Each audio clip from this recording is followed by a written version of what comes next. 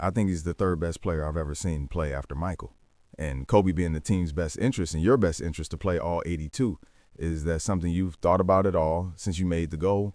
I mean, that's a goal, but, we'll see. But it's something I ain't discussing right now.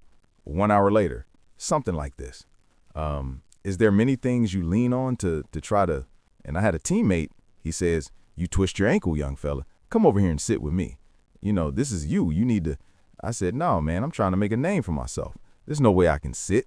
I need to get out there and show what I'm capable. I want to play. I want to win. I want to make an impact. And it's just basketball. At the end of the day, it's just basketball.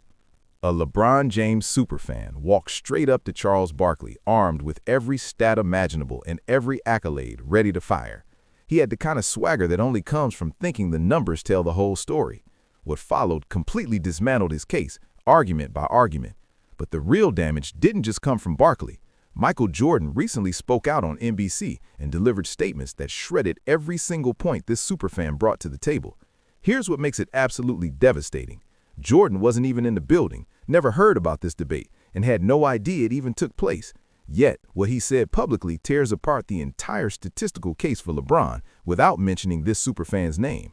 Once you hear what Jordan revealed about his mindset and his thoughts on today's players, you'll see exactly why the stats-on approach to crowning LeBron crumbles when you put it in front of people who actually witnessed both legends dominate in their primes. Barkley was hosting a fan Q&A when this guy stepped up to the mic. His name? Jordan. The irony practically writes itself. You could tell instantly he came locked and loaded because he had that intense courtroom energy, like he was about to drop a closing statement nobody could argue with. The stats started pouring out nonstop, over 40,000 career points, making LeBron the all-time leading scorer, top 5 all-time in assists, and still climbing in rebounds, blocks, and steals. 22 seasons of elite basketball with 4 championships, 4 MVPs, and 21 All-NBA selections. These numbers hit like haymakers, one after another, and the crowd started buzzing. On paper, that resume looks absolutely bulletproof. How do you argue against the all-time leading scorer who's also top 5 in assists? How do you dismiss 21 All-NBA teams across more than 2 decades of dominance? The fan finished his presentation and basically challenged Barkley to explain how anyone could possibly measure up to those credentials. That's when everything flipped. Barkley sat back for a second with this look on his face, like a professor about to break down something incredibly obvious to a student who thinks they just aced the test.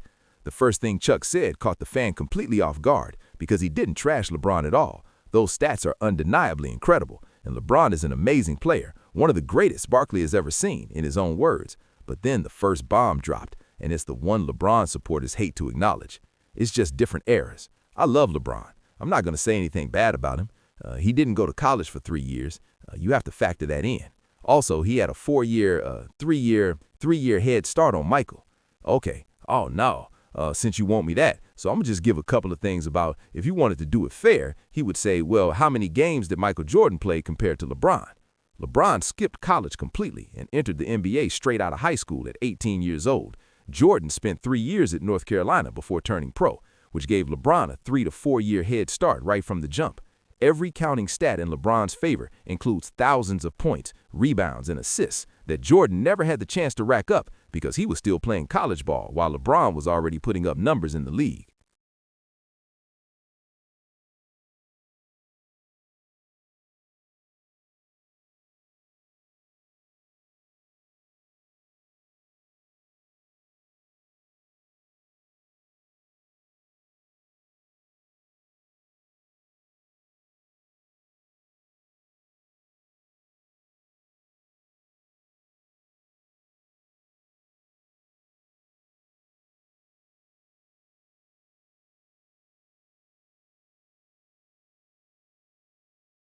That's when Barkley reframed the whole debate with one straightforward question.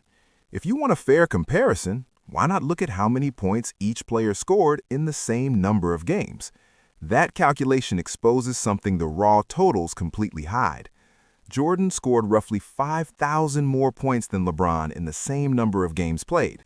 5,000 points is the equivalent of about 2.5 full NBA seasons of scoring. And actually, if you look at the numbers, Michael Jordan actually had 5,000 more points in his career, same number of games, 5,000, which is 2.5 NBA seasons. But you have to factor in Michael went to college for 3 years, and if you remember, he broke his foot his first year, and he retired for 2 years. So if Michael had went to the NBA 3 years sooner, not missed his rookie year with a broken foot, and not retired for 2 years, he would be the all-time leading scorer. Barkley kept going and brought up the fact that Jordan broke his foot in his second season and missed nearly the entire year. Then he walked away from basketball for 2 full seasons to play minor league baseball. Give those years back to Jordan, and the entire narrative shifts.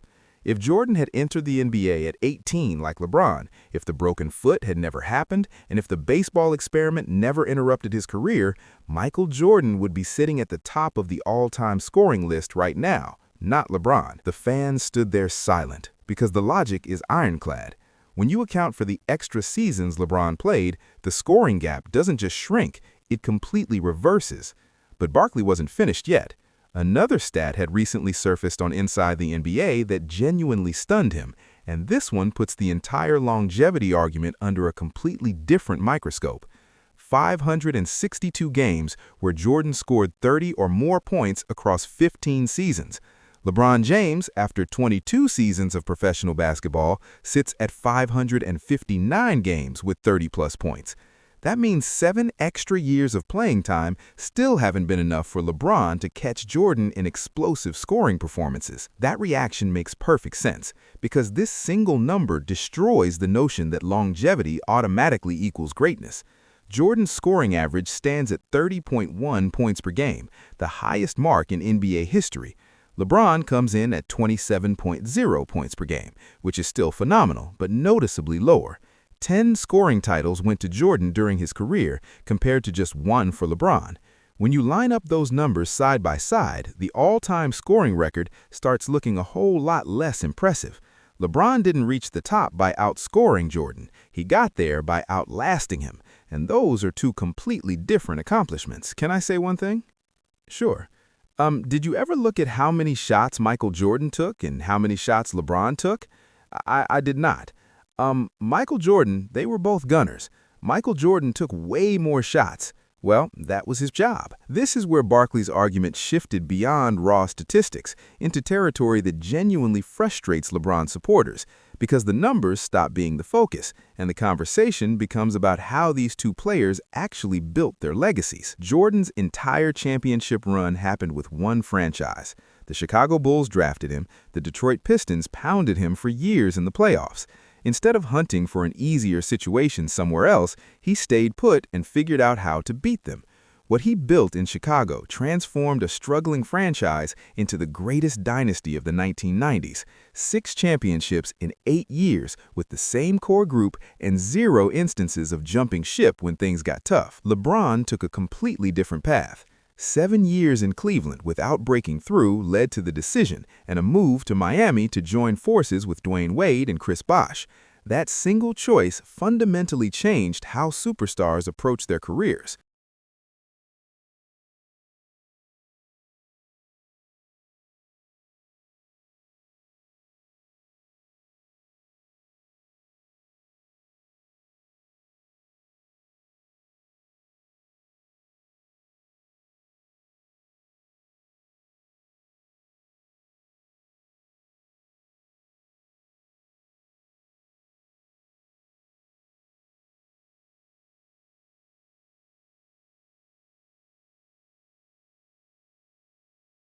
The modern super team era where stars coordinate in free agency to chase rings instead of building something where they were drafted started right there. When Miami began to fade, LeBron returned to Cleveland and immediately orchestrated a trade for Kevin Love. When that situation became difficult, he left again for Los Angeles and teamed up with Anthony Davis. 4 different franchises and 3 different championship cores that he either joined or personally constructed tell a very different story than Jordan's single-team dynasty. Barkley has maintained this stance for years. Jordan first, Kobe second, and LeBron third, specifically because of this pattern of team stacking. Julius Erving recently left LeBron completely off his top 2 all-time teams for the exact same reason, saying LeBron led the charge in assembling these super teams. The Scottie Pippen counterargument always surfaces here, but there's a crucial difference people constantly overlook. Jordan didn't recruit Pippen. The Bulls drafted him through their own scouting department. Jordan didn't abandon Chicago, and the Pistons kept bouncing him from the playoffs. He stayed until he conquered them. Building a championship team through the draft looks nothing like handpicking your co-stars through free agency and demanding trades. After all this back and forth, someone hit the fan with the ultimate question. Forget the spreadsheets for a second.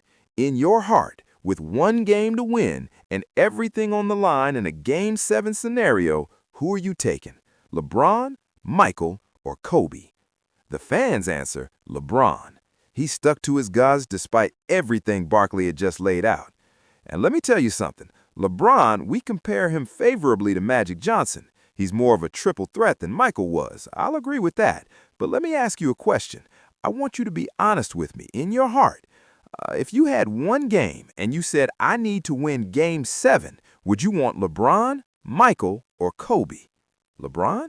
Okay, here's the wild part. That response actually strengthens Barkley's argument more than it helps LeBron's case.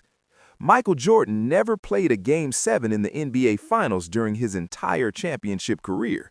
6 trips to the finals, and not once did a series go the distance because Jordan closed teams out before they ever got the chance to force a deciding game. 6 championships came with 6 Finals MVP awards and a perfect record on basketball's biggest stage. The 1993 series against Phoenix saw him average 41 points per game for the entire finals, and that's not a typo. LeBron's finals record tells a different story. 10 finals appearances is an incredible achievement on its own, but 6 of those ended in defeat, including 3 losses to the same Golden State Warriors team. A 4-6 record means more championship rounds lost than won. The standard counterargument is that losing in the finals beats not getting there at all. There's some logic to that, but here's the thing. Jordan did make it there 6 times and won every single series. Nobody ever got to call him a loser on the biggest stage because he flat out refused to lose when everything was on the line. NBC recently brought back NBA coverage for the first time in over 20 years and pulled off something massive by getting Michael Jordan to return. Not as a player, obviously, but as a special contributor to their broadcasts. Jordan rarely does interviews. This man has been a ghost for decades, showing up for his brand and occasionally talking business, but actual basketball commentary almost never happens. When NBC announced he'd be sharing his thoughts on the game, people paid close attention. The first segment aired during opening night, with Jordan discussing legacy, paying it forward, and missing the competition. Pretty standard stuff. But then the second segment dropped, and that's when things got serious. The topic? Load management, and Jordan didn't hold back even a little bit. What do you think of when you hear the term load management thrown around? Well, it shouldn't be needed, first and foremost. You know, I never wanted to miss a game because it was an opportunity to prove it was something that I felt like. You know, the fans are there that watch me play. I want to impress that guy. Load management shouldn't even exist, according to Jordan. He explained that every single game was an opportunity to prove himself. But here's where it cuts deep. Jordan started talking about the fans, specifically the people sitting way up in the nosebleed seats who worked their entire lives just to afford one ticket to see him play. Those fans mattered to him. He didn't want to let them down because playing wasn't just about him. It was about the person who saved up everything just to watch him perform one time. Think about that for a second. Jordan was talking about duty, responsibility, and understanding that when you're making tens of millions of dollars a year, you owe it to the people paying to see you play to actually show up. He made it crystal clear. If you're physically able to play, then you play. No excuses, no rest days, no load management. Then Jordan revealed something incredible that nobody talks about anymore because it doesn't exist in today's NBA, the love of the game clause. This allowed Jordan to do something absolutely wild by today's standards. If Jordan was driving down the street and saw a pickup game happening on the side of the road, he could pull over, jump in, and play. And if he got hurt doing it, his entire contract stayed fully guaranteed. How did that love of the game fuel your career? It was the basis of my career. My love of the game within my contract, which I'm pretty sure most contracts now, I'm actually positive now, they don't have that clause within the contract where if I was driving down the street and I see a basketball game on the side of the road, I can go play in that basketball game. And if I get hurt, my contract is still guaranteed. I love the game so much that I would never let someone take the opportunity for me to play the game. And it's just basketball. At the end of the day, it's just basketball. Drop your thoughts in the comments about whether LeBron's longevity argument holds up against Jordan's peak dominance, or if the perfect finals record closes the case permanently. Smash that like button if this breakdown made you see the debate differently, and subscribe because we're just getting started exposing the truth behind basketball's biggest debates. Now, when we talk about greatness in the NBA, numbers alone don't tell the full story. Sure, LeBron has longevity, versatility, and unprecedented statistical achievements, but basketball greatness is also about impact, dominance in the moment, and the ability to take over games when it matters most. Michael Jordan's career is the blueprint for that kind of dominance. He wasn't just accumulating stats, he was redefining what it meant to win. Every shot, every steal, every defensive rotation was part of a larger narrative, a narrative of absolute excellence. Jordan's influence extends beyond the court. Think about the way he changed the culture of the NBA, the global brand of the Chicago Bulls, the Air Jordan shoes, even the way players are perceived as cultural icons today. All of that started because of the level of intensity, focus, and competitive spirit Michael brought to the game. LeBron, on the other hand, has impacted the league in different ways. His leadership, social activism, and ability to mobilize teams across cities reshaped how players think about their careers and their influence off the court. He's as much a strategist and businessman as he is a player, showing that basketball greatness now comes with both on-court and off-court contributions. But let's break down the numbers further, because even beyond scoring titles and all-NBA selections, the situational performance is key. Jordan consistently dominated in high-pressure games. Game 7s, playoff series against tough teams, and finals matchups all were opportunities for him to elevate his game. LeBron's career includes many incredible moments, but critics often point out that his finals losses, especially to dynastic Golden State teams, slightly tarnish the narrative of clutch dominance. This isn't to say LeBron isn't clutch. He has delivered unforgettable performances, but Jordan's ability to maintain perfection on the biggest stage remains unmatched. Another interesting angle is their style of play. Jordan was a master of mid-range shooting, post-ups, and aggressive drives to the basket. He was relentless on defense, winning the NBA Defensive Player of the Year and consistently guarding the opposing team's best player. LeBron, while similarly versatile, has a different approach. He combines elite passing vision with a physical presence rarely seen in NBA history. LeBron can dominate inside, facilitate like a point guard, and has the size and athleticism to play nearly every position. The question then becomes, do you value Jordan's flawless killer instinct and clutch efficiency, or LeBron's unprecedented versatility and longevity? The debate also extends to leadership and team building. Jordan's leadership was about leading by example, setting an uncompromising standard and demanding excellence. He elevated those around him, like Scottie Pippen, to their highest potential. LeBron's leadership is different.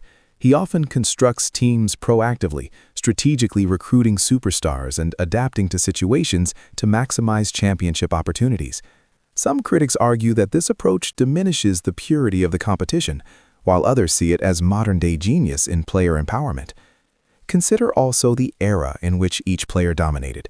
Jordan played in a tougher, more physical league with hand-checking, rough defenses, and fewer rules protecting offensive players. LeBron thrives in an era with advanced analytics, three-point shooting, and a faster pace of play. While some argue this makes Jordan's dominance even more impressive, others counter that LeBron's ability to thrive in a league designed to be more offense-friendly underscores his basketball intelligence and adaptability. Then there's the intangible factor, the aura of fear. Jordan had an almost mythical presence on the court. Opponents genuinely feared facing him in critical moments because they knew he would not allow failure. LeBron commands respect, but there's a different psychological weight to Jordan's dominance, the way he could take over a game, a series, or even the mindset of an opposing team. That mental edge contributed as much to his championships as his physical talent. Beyond individual accolades, consider legacy in terms of cultural impact and influence on future generations. Michael Jordan inspired countless players to dream bigger, work harder, and approach basketball as an all-encompassing life mission. LeBron's influence, meanwhile, has transformed how modern players approach contracts, team dynamics, and social responsibility. The debate isn't just about who scored more points, it's about how each shaped the game for everyone who came after them. When discussing the better player, many analysts also consider adaptability. Jordan adapted through multiple phases. He came back after his first retirement, adjusted to new teammates, and reasserted his dominance even after a brief hiatus from basketball. LeBron has adapted across teams, systems, and decades, showing resilience in a different sense, sustaining elite performance over an era marked by rapid evolution in athleticism, analytics, and strategy. And then there's the fan factor. Jordan built a legacy that transcended basketball entirely. He became synonymous with winning itself. LeBron, while universally respected, elicits more divided opinions because he's outspoken and unafraid to challenge norms. That difference in public perception plays into the debate as well. Jordan was revered almost universally. LeBron provokes conversation, sometimes controversy, in addition to admiration. Ultimately, comparing the two requires context. Jordan embodies peak dominance, mental toughness, and unmatched finals efficiency. LeBron embodies longevity, versatility, and the ability to reshape the modern NBA landscape. If you prioritize flawless execution and psychological intimidation, Jordan takes the crown.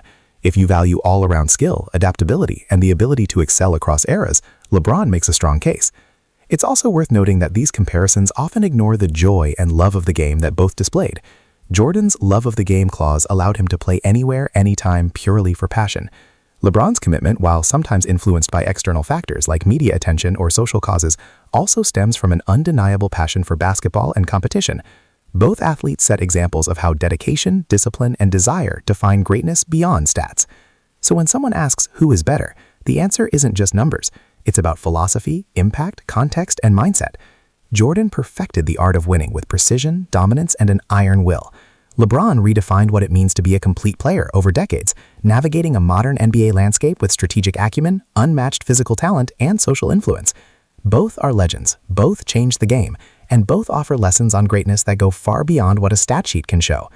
At the end of the day, maybe the real question isn't who is better, but how rare it is to witness greatness in any era. Whether you side with Jordan or LeBron, you're looking at two of the most transformative players in sports history, each leaving a legacy that will influence basketball and life lessons forever.